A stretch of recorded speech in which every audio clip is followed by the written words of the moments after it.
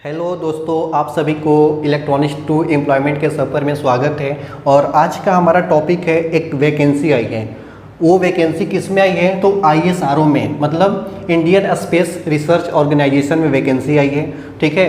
और ISTRAC में आई है। ठीक है, इसरो के ISTRAC में आई है। ISTRAC का ट्रैकिंग एंड कमांड नेटवर्क। ठीक है, तो इसमें वैकेंसी आई है। इसका एडवर्टाइजमेंट नंबर देखिए, ISTRAC 2026 है। ओके, उसमें हमारा जो पोस्ट का नाम है उसका नाम है टेक्निकल असिस्टेंट। इसमें पोस्ट का नाम है टेक्निकल असिस्टेंट। ठीक है, टेक्निकल असिस्टेंट इलेक्ट्रॉनिक्स। ओके, इसमें क्वालिफिकेशन देखिए क्या मांगा है, डिप्लोमा इन इलेक्ट्रॉनिक्स, जो कि हमारे पास है।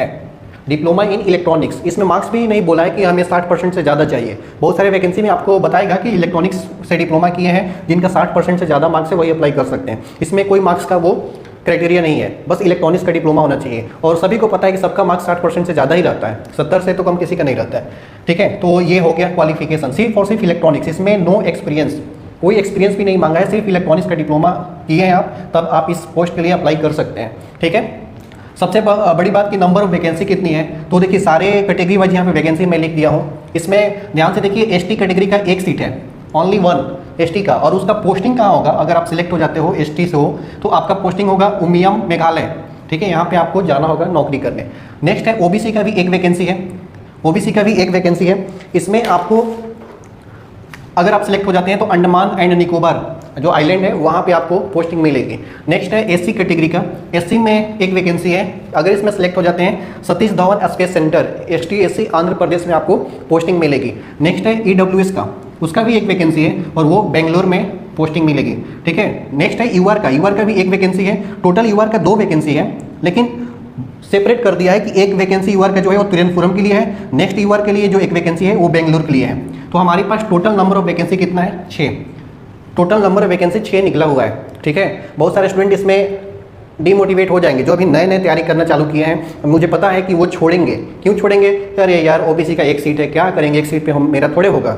उसके साथ देखेंगे कि एप्लीकेशन फीस 750 रुपये लग रहा है, तो वैसे पैसा भी नहीं है, और दूसरी बात की एक सीट है, यही बोल के बहुत लोग छोड़ देंगे। ठीक है, लेकिन देखिए इसका मतलब ये नहीं कि एक सीट है तो फिर हम एग्जाम ही नहीं देंगे।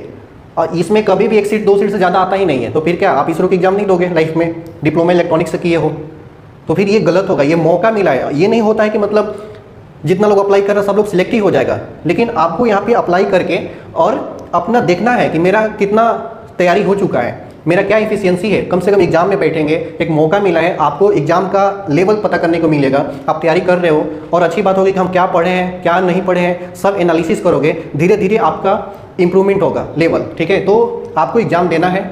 एक सीट और 2 सीट मत देखिए, आप सीट देखिए कि हमें मौका मिला है कि उसका क्वेश्चन देखेंगे। ठीक है, सभी लोग जो भी नए स्टूडेंट हैं जो अभी 2 साल से तैयारी करना चालू किए हैं, अगर ये एक सीट देख के छोड़ रहे हैं तो ये आप बहुत बड़ा गलती करें, मैं पहले बता रहा हूँ। ठीक है, तो ये मौका आपको मिल रहा है, मौका को जाने मत दीजिए, इसका यूज कीजिए। ठीक है, और सबसे बड़ी इंपॉर्टेंट बात है कि लेवल 7 का जॉब है। डिप्लोमा पे मैक्सिमम अगर लेवल कोई मिलता है तो लेवल 7 मिलता है, और ये मौका मिला है। ठीक है, लेवल 7 का जॉब है। लेवल 7 में बेसिक पे 44,900 है, सिर्फ बेसिक पे।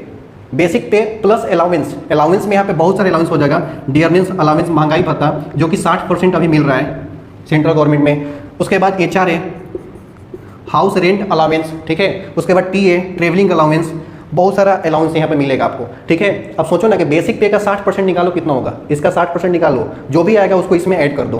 प्लस में HRA भी फिक्स होता है। HRA XCT, YCT, ZCT, उसका अकॉर्डिंग परसेंटेज फिक्स रहता है। तो आपका पोस्टिंग किस सिटी में है, X कैटेगरी में आता है कि Y में कि Z में, उसका जो भी परसेंटेज होगा बेसिक पे का परसेंटेज निकाल के इसमें ऐड कर देना, ये सारा चीज़ मिलेगा। ओवरऑल हम ये बताना चाहेंगे आपको कि टोटल 75,000 अप्रॉक्स मिल जाता है सैलरी फर्स्ट मंथ। अगर आपका सिलेक्शन हो जाता है तो 75,000 पहला मंथ से ही स्टार्ट हो जाता है। इसमें कोई ट्रेनिंग ऐसा कुछ नहीं है कि मतलब ट्रेनिंग टाइम में कम मिलेगा, ऐसा कुछ नहीं है।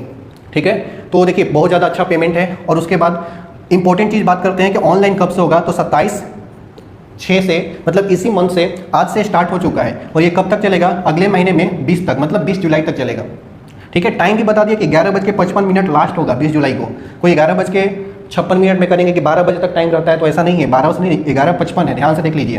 तो हम कहेंगे कि इसके पहले अप्लाई कर दीजिए, क्योंकि आपको जो भी प्रॉब्लम आएगी कहीं कास्ट सर्टिफिकेट में, कहीं कुछ में, तो आप पे बना सकते हैं अभी अगर अभी आप इसके बारे में सोचेंगे, अप्लाई करेंगे, अगर आपके पास वैलिड सर्टिफिकेट नहीं है, कास्ट सर्टिफिकेट अगर वैलिड नहीं है तो आप उसको बना सकते हैं। और हमेशा ओबीसी इसमें जो भी लगेगा, ओबीसी, एससी, एसटी, ईडब्ल्यूएस जो भी कैटेगरी है, आपका सेंट्रल गवर्नमेंट का होना चाहिए। किसका?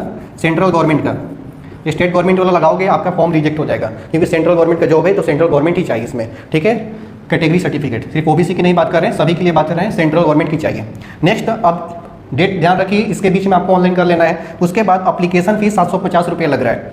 इसमें अभी सभी को देना है 750 फॉर ऑल। ये ऑल कहने का मतलब जितने भी OBC, UR, SC, ST, women, ex serviceman, सभी को 750 रुपया पे करना पड़ेगा। लेकिन अभी 750 रुपया पे करना है, इसके बाद आपको रिफंड भी मिलेगा। इसमें ओबीसी कैटेगरी को ओबीसी नहीं, एससी, एसटी और वोमेन और एक्स सर्विसमैन और पीडब्ल्यूडी विकलांग को ये पूरा पैसा रिटर्न मिल जाएगा। किसको किसको? SC, ST, women, ex serviceman, PWD. हालांकि एक्स सर्विसमैन का सीट नहीं है, उसको रहने दीजिए। एससी, एसटी, वोमेन जितने भी गर्ल्स फॉर्म भरेंगे उनका पूरा पैसा ये वापस आ जाएगा, जो भी अकाउंट नंबर डालेंगे उसमें ये पूरा पैसा आ जाएगा। बाकी उसके अलावा जितने भी कैटेगरी है, ईडब्ल्यूएस में लड़का, ओबीसी में, सबको 500 रुपये रिटर्न मिलेगा यहाँ से, ठीक है। तो बस इतना याद रखिए कि पैसा मिल जाएगा, ठीक है। तो इसमें अभी अगर पैसा नहीं भी है तो कहीं से आप जुगाड़ करके इसको अप्लाई कीजिए, और एक सीट की वजह से कोई छोड़ मत देना। मौका बार बार नहीं मिलता है। अगर इसमें नहीं हुआ ISTRC में तो फिर इसरो का वैकेंसी आएगा, VSSC से आएगा, IPRC से आएगा, ठीक है। बहुत सारा इसका अपना डिफरेंट ब्रांच है, वहाँ से वैकेंसी निकलता है। तो फिर आप लेवल चेक करोगे तो आपको इसमें जाने का चांस ज़्यादा बनेगा, क्योंकि आप लेवल चेक करते रहोगे कि कितना लेवल का पूछता है, कैसा पूछता है क्वेश्चन, किस लेवल का हमारा तैयारी है, तो एक दिन आप इसको पा सकते हैं, ठीक है। देखिए नेक्स्ट क्या है, सबसे इंपॉर्टेंट चीज़ कि सिलेक्शन प्रोसेस क्या है। मतलब इसमें अप्लाई कर देंगे, मेरे पास क्वालिफिकेशन है, अप्लाई भी कर दिए, सब कुछ देख लिए, ठीक है।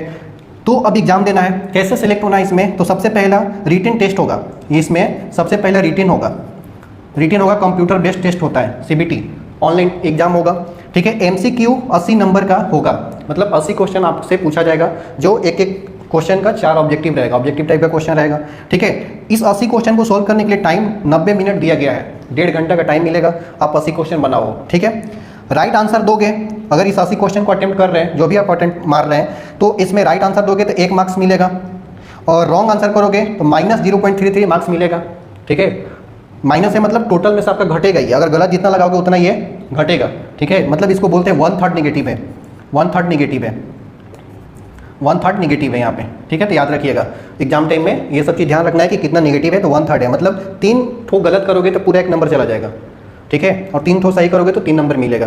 तो ये CBT में ऐसा होगा। जो लोग इसको पास कर जाएंगे, जो भी कट ऑफ डिसाइड करेगा ये डिपार्टमेंट, उसके बाद जो कट ऑफ पार करेंगे, जो भी स्टूडेंट हैं, वो स्किल टेस्ट देंगे, ठीक है। अच्छा, इसमें एग्जाम देंगे तो ये टोटल 6 सीट है, 6 है तो 1:5 में रिजल्ट देगा, मतलब एक सीट के लिए 5 लोगों को वो शॉर्टलिस्ट करेगा, ठीक है। तो टोटल 6 है तो मतलब 30 लोग को रिजल्ट देगा अप्रॉक्स। ऐसा नहीं किसी में 4 भी हो सकता है, किसी में 6 भी हो सकता है, तो वो डिपेंड करेगा कि नंबर सबका सेम आ गया तो फिर उतना तो लेगा ही।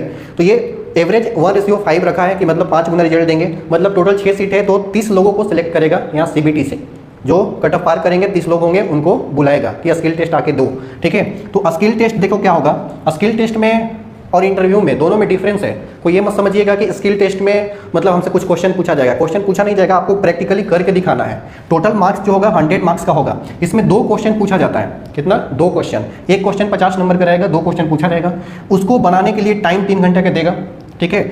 और इसमें ओनली क्वालिफाइंग नेचर का, इसमें फेल पास नहीं होना है, सिर्फ डिसाइड कर दिया है कि 100 नंबर में 40 नंबर अगर आता है OBC, SC, ST इन लोगों का 40 नंबर, तो वो क्वालिफाई होंगे, पास हो गए, ठीक है। और यूआर के लिए 15 नंबर है, अगर वो 15 नंबर यूआर से लाते हैं तो वो पास हो गए। अगर इससे किसी का कम आता है तो फिर वो क्वालिफाई ही नहीं कर पाए, इधर से भले आपका नंबर ज़्यादा है, आप इसमें आ गए हैं, सिलेक्ट हो गए हैं, लेकिन अगर आप क्वालिफाई नहीं होते हैं, मतलब 40 नंबर से भी कम लाएंगे, 40% से भी अगर मार्क्स कम लाएंगे तो इसमें सिलेक्ट नहीं होंगे, ठीक है। आपको हटा दिया जाएगा, किसी और को देखा जाएगा, जो पास करेगा इसको उसको मिलेगा। मतलब इसका सिलेक्शन प्रोसेस में सिर्फ इस पे डिपेंड करता है कि आपका मार्क्स कितना ज़्यादा है, ये ऐड नहीं होगा। इसमें कुछ भी नंबर लाओगे, 40 की जगह तो 80 लाओगे, 100 में 90 लाओगे, तो ये 90 इसमें ऐड नहीं होने वाला है। जो भी होगा सिर्फ इस पे डिपेंड करेगा मेरिट, फाइनल जो कटअप बनेगा, जो लोग इसको पास करेंगे स्किल टेस्ट को। देखो 30 लोग को बुलाएगा, 30 में 30 लोग पास तो नहीं कर पाएंगे, कुछ लोग फेल होंगे, तो जो लोग पास हो गए उनको देखेगा कि हमें 6 लोग कितने हैं जो ऊपर से हायर मार्क्स हैं, उन लोगों को बुलाएगा।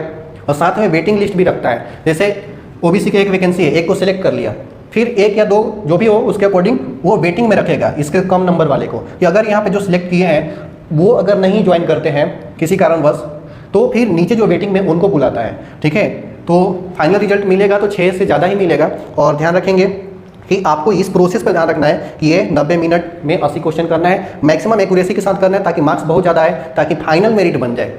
ओके, इसमें स्किल टेस्ट में क्वालिफाइंग नेचर का है, सिर्फ ओबीसी SC ST 40 नंबर लाएंगे तो पास हो गए, और ये 50 यूआर के लिए है। ठीक है, तो ओवरऑल हम सारा चीज़ पर बात कर चुके हैं, तो आप लोग लेट मत कीजिए, जल्द से जल्द इसको कंप्लीट कीजिए, फॉर्म को अप्लाई कर लीजिए। ठीक है, किसी के मन में बहुत सारा अभी क्वेश्चन होगा, मैं जानता हूँ, लेकिन ये सिर्फ इन्फॉर्मेशन देने की वीडियो है कि आपके यहाँ आपके लिए वैकेंसी आई है, ये लास्ट डेट है, इतना फॉर्म भी है, सिलेक्शन प्रोसेस क्या है, आप इतना देखो और भरो। आगे की बात आगे करेंगे। किसी के मन में होगा कि 80 नंबर का जो भी होगा तो उसका सिलेबस क्या है, इसमें क्या पूछेगा 2 क्वेश्चन में, किस सब्जेक्ट से पूछेगा, तो ये सब चीज़ हम आगे की वीडियो में बात करेंगे। इसमें क्या पूछता है, कैसा क्वेश्चन पूछता है, सारा क्वेश्चन भी मैं आपको बताऊंगा। ठीक है, कैसे करना है वो सारा चीज़ आपको बताऊंगा, तो इसके बारे में बाद में बात करेंगे। सबसे पहले आप लोग इसको अप्लाई कीजिए। ठीक है, थैंक यू।